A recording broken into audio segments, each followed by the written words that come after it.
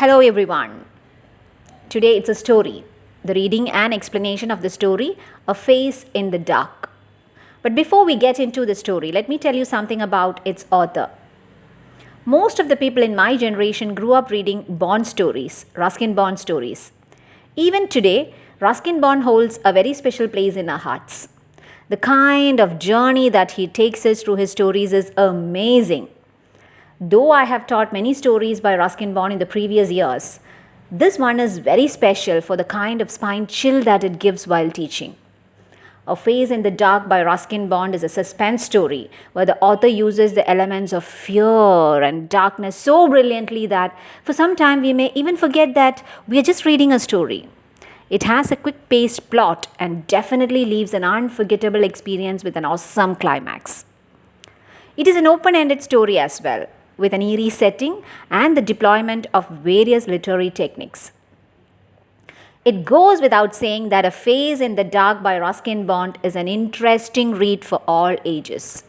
The supernatural elements are sprinkled throughout the story with the help of some excellent vocab. So coming to the story, it is a story, rather a troubling event experienced by Mr. Oliver, an Anglo-Indian teacher who works at a reputed school in Simla. The suspense of the story is greatly heightened at several points in the story, and the climax of the story, placed right till the end, has a power to completely arrest the attention of the reader and imprint an unforgettable image on his or her mind. So let's not waste time. Let the story unveil.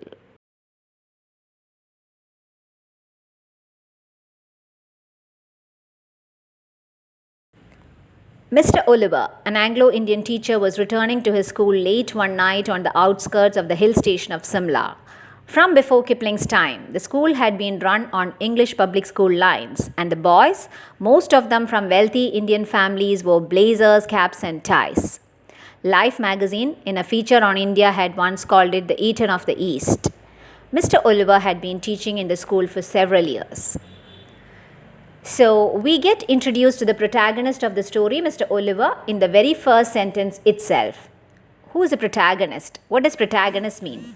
Protagonist means the central character of the story, the main character or hero of the story.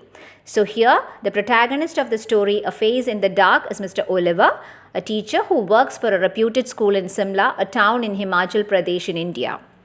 This school had been run on English public school lines. It is mentioned there. It means that the school followed the same styles in English public schools.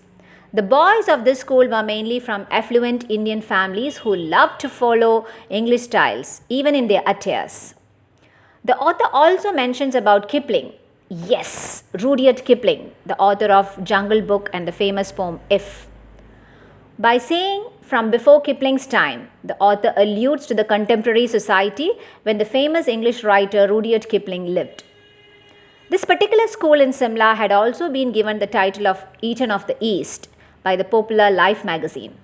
Eton College is a prestigious English boarding school in Berkshire, England.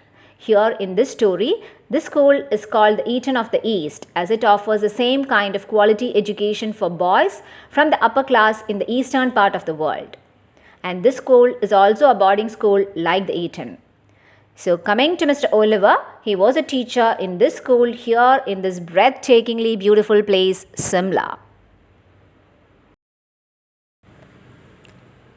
The Simla Bazaar, with its cinemas, restaurants, was about 3 miles from the school, and Mr. Oliver, a bachelor, strolled into the town in the evening, returning after dark, when he would take a shortcut through the pine forest.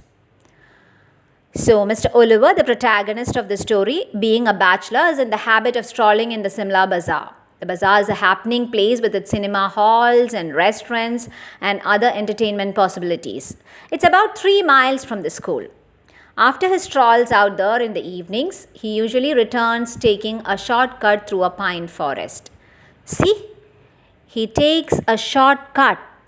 Shortcuts are always easy, but shortcuts can be dangerous too. Wait and watch what's going to happen next.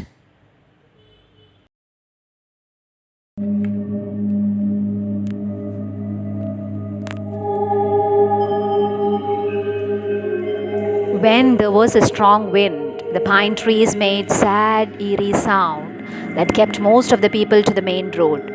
But Mr. Oliver was not a nervous or imaginative man. He carried a torch, and its gleam, the batteries were running down, moved fitfully down the narrow forest path. When its flickering light fell in the figure of the boy who was sitting alone on a rock, Mr. Oliver stopped. Boys were not supposed to be out after dark.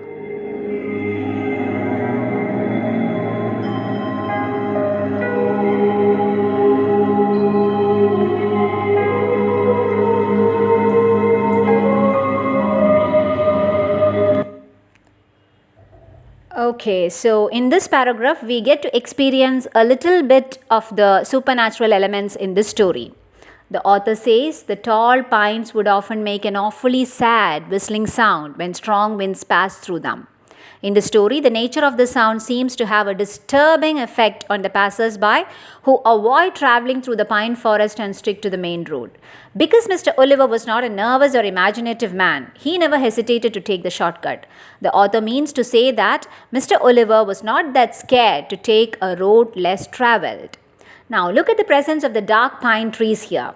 The presence of the dark pine trees that make spooky noises is a perfect example of the technique of foreshadowing, creating a perfect, fearful ambience for the super-duper supernatural story. Now, coming to Mr. Oliver, that particular day he carried a torch and the batteries of the torch were running down and its light moved fitfully across the narrow forest path. You can also make a note that many of the words used in this paragraph give us a feeling that something isn't really right. As Mr. Oliver was moving forward, the flicker of the light from his torch fell on the figure of a boy wearing a school cap. The teacher in him came out suddenly. He got angry wondering why the boy was out at that point of time. He first wanted to find out who that boy was, as students were forbidden from venturing out after dark as per the school rules.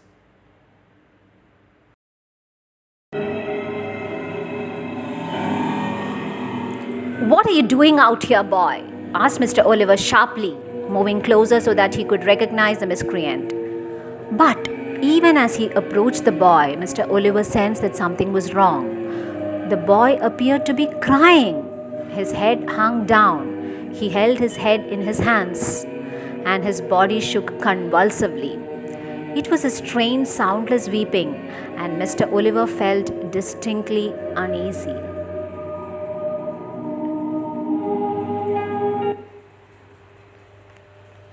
Okay, so what's the author telling us here? Mr. Oliver went closer to the boy and he asked him what he was doing out there because he wanted to find out who that miscreant was. What's the meaning of miscreant? Miscreant is a person who has done something wrong. In this context, according to Mr. Oliver, he is a schoolboy and he has violated a school rule. But something made Mr. Oliver feel that there is something not quite right here. He tried to control his feelings of anger and suddenly he realized that the boy was crying silently with his head hung down. He was shivering too. Mr. Oliver felt very uneasy.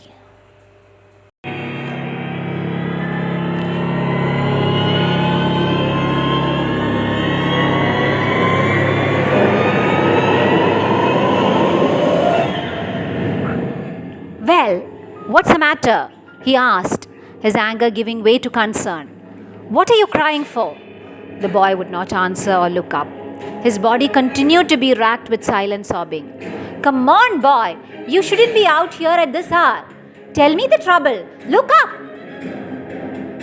The boy looked up. He took his hands from the face and looked up at the teacher. The light from Mr. Oliver's torch fell on the boy's face, if you call it a face.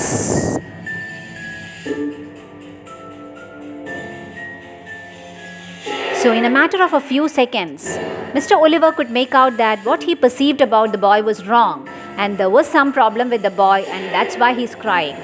His anger gave way to concern and he wanted to help the boy out. He asked him so many questions, but the boy did not move or reply. He kept sobbing. He kept on sobbing. After a number of questions from Mr. Oliver, the boy slowly looked up. He took his hands from his face and looked at Mr. Oliver. The moment the light from his torch fell on the boy's face, Mr. Oliver was shell-shocked and he would have definitely cried, "Ah!"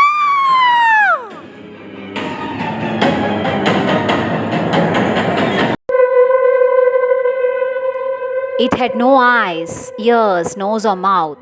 It was just a round, smooth head with a school cap on the top of it. And that's where the story should end. But for Mr. Oliver, it did not end here. The torch fell from his trembling hand. He turned and scrambled down the path, running blindly through the trees and calling for help. He was still running towards the school buildings when he saw a lantern swinging in the middle of the path.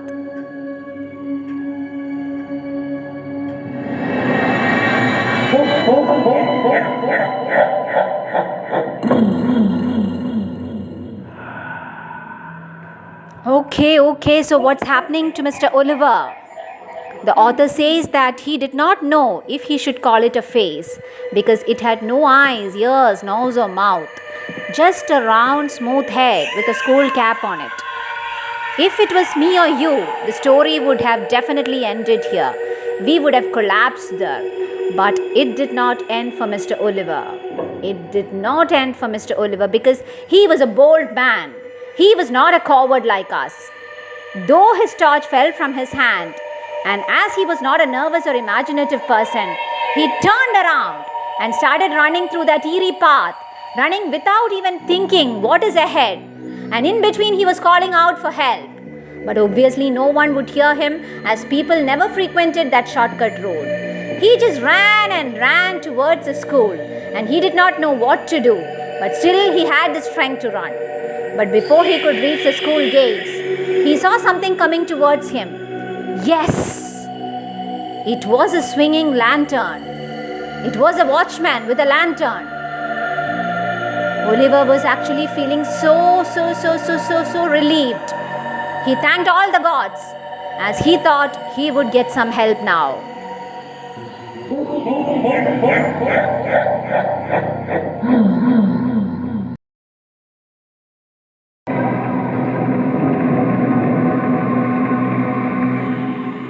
Mr. Oliver stumbled to the watchman, gasping for breath. "What is it, Sahib?" asked the watchman. "Has there been an accident? Why are you running?" "I saw something horrible. A boy weeping in the forest, and he had no face." "No face, Sahib? No eyes? Nose, mouth, nothing?"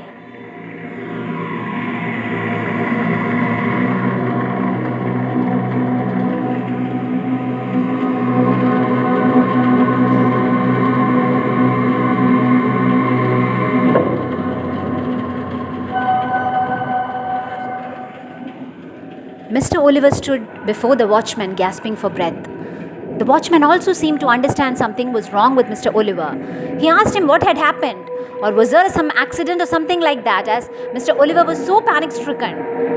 Trying to stand properly, Mr. Oliver told him he had seen something strange, something horrible, something that is very hard to describe, something that can take the life out of a man, a boy weeping in the forest and a boy without a face. The watchman also seemed to get scared now, and he asked, "No face?"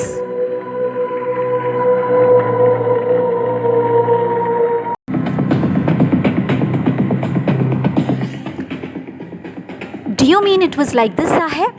asked the watchman, and raised the lamp to his own face. The watchman had no eyes, no ears, and no features at all, not even an eyebrow. And that's when the wind blew the lamp out.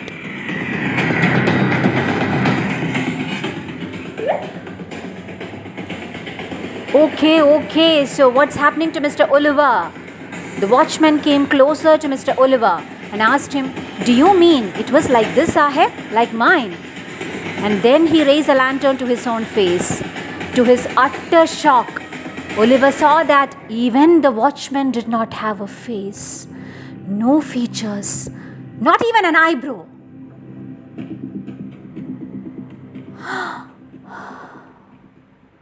Just then, the wind blew hard and the lamp was blown out. We don't know what has happened to Mr. Oliver, the Anglo-Indian teacher of the reputed school in Simla. Poor man.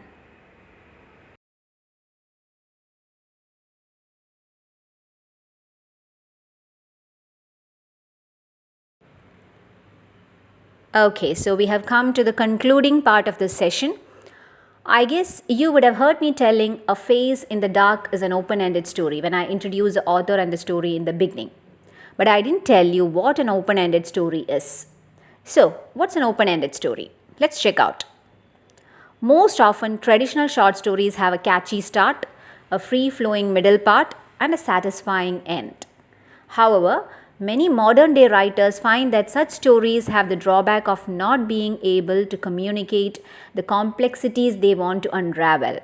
So they evolved a new style of storytelling, the open-ended narrative, in which the conclusions are not clearly stated.